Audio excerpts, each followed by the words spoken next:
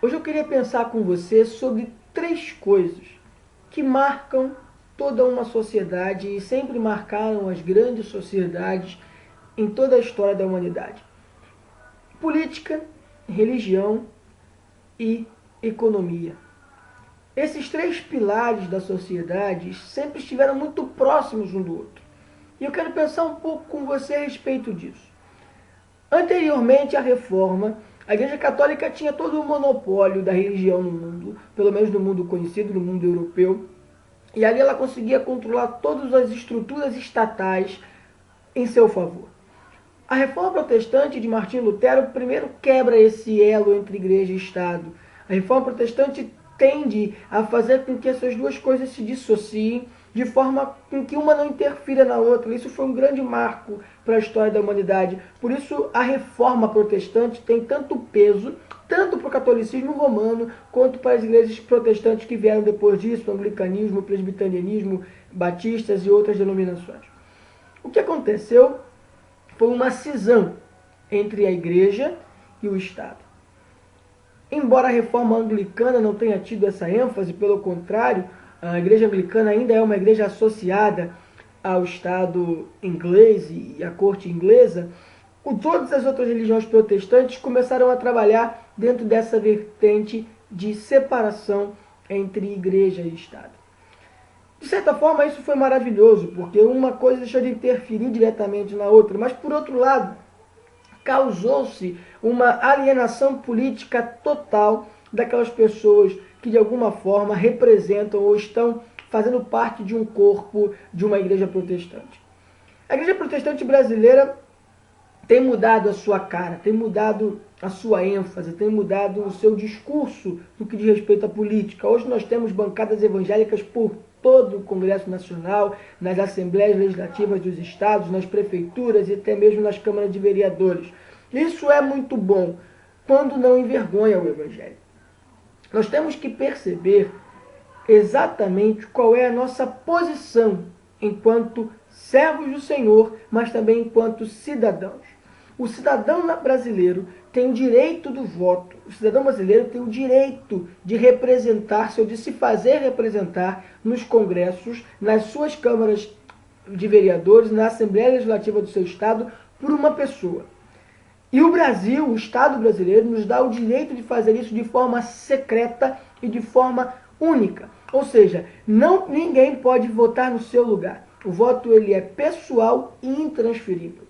O que tem acontecido hoje é que grande parte dos líderes evangélicos, principalmente evangélicos, lamentável dizer isso, mas principalmente líderes evangélicos, tentando de alguma forma pôr um cabresto no seu rebanho, nas suas ovelhas, fazendo com que suas ovelhas deixem de votar naquelas pessoas que eles realmente querem, para votar no candidato A, B ou C, através de vídeos apelativos, de e-mails, enfim, de propagandas que muitas vezes são mentirosas, atacando pessoas ou partidos políticos. E esses vídeos, de alguma forma, estão atacando diretamente ao Partido dos Trabalhadores, quando dizem que o PT é fechado quanto a algumas questões do terceiro Plano Nacional de Direitos Humanos, que é uma lei que tramita no Congresso há muito tempo e está sempre sendo reavaliada e não é votada justamente por ser um assunto polêmico. Agora, o que vale a pena a gente pensar é o seguinte: o que é de verdade iniquidade? Quem é que tem que defender de verdade o mundo, as pessoas, o ser humano da iniquidade? O Estado brasileiro ou a igreja brasileira? A Bíblia é muito clara quando manda nós darmos a César o que é de César e darmos a Deus o que é de Deus. E nesse caso, queridos, esse caso do combate à iniquidade, cabe a nós, igreja do Senhor, fazê-lo.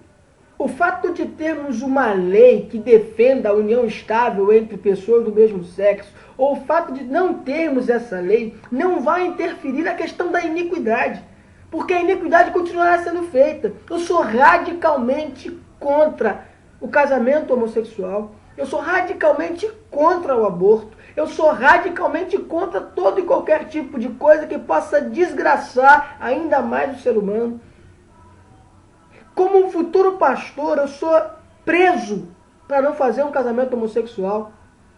Mas esse é o papel da Igreja de Cristo. O combate à iniquidade é o papel da igreja. O Estado brasileiro, o Partido dos Trabalhadores, qualquer outro partido não pode defender uma coisa que é patrimônio daqueles que servem a Deus. O PT, o PSDB, o PV, o PMDB, o PSTU, o PSOL, nenhum outro partido político tem compromisso com as coisas da palavra de Deus. Esse é um compromisso do povo de Deus. O que nós estamos fazendo esse tipo de apelação, é transferir uma responsabilidade que é nossa, que é da Igreja de Cristo, de combate à iniquidade para o Estado brasileiro.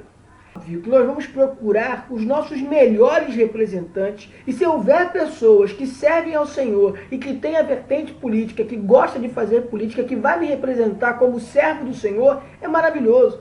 Mas isso não é o princípio. Porque se fosse assim, queridos, não teríamos no Congresso pessoas que estão com dinheiro nas suas meias, pessoas que estão lá dentro há muitos anos comprando simplesmente direitos de emissora de rádio, direito de emissora de televisão. Não teríamos pastores que são presos por desvio de dinheiro, por lavagem de dinheiro, dentro da bancada evangélica, no Congresso Nacional, nas Assembleias Legislativas dos Estados e nas prefeituras. A pergunta, o que mais me intriga e me incomoda é por que bater justamente no PT, no Partido dos Trabalhadores, há pouco menos de um mês de um pleito eleitoral que vai decidir os próximos 4 anos do Brasil. Porque, se formos pensar pela questão da iniquidade, a candidata Marina Silva do PV é a candidata de um partido que há muitos anos tem militado a favor da liberação da maconha. O PV, e isso é fato, eles mostram isso, a propaganda deles é essa, muitos dos seus candidatos usam folhas de maconha como banner nas suas candidaturas, porque acreditam que é natural, e o PV é sim questão fechada nesse sentido. Por que isso não é iniquidade?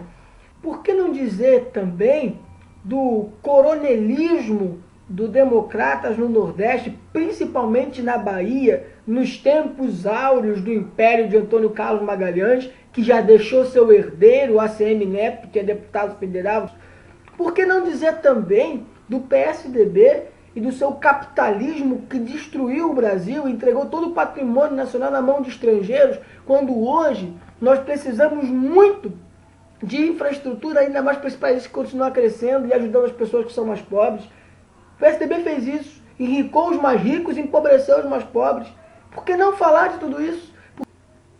Por que não falar dos partidos que apoiaram a ditadura militar, que foi massacrando o povo brasileiro, que foi machucando pessoas, torturando pessoas, fazendo com que pessoas dissessem aquilo que sabiam e aquilo que não sabiam, fazendo homens de Deus sofrerem coisas terríveis, como aconteceu com o Frei Beto, como aconteceu com muitas outras pessoas, o Dom Helder Câmara, pessoas honradas, pessoas que serviam ao Senhor, que foram massacrados por essa ditadura militar, que foi apoiada por esses partidos. Não também seria isso uma forma de iniquidade?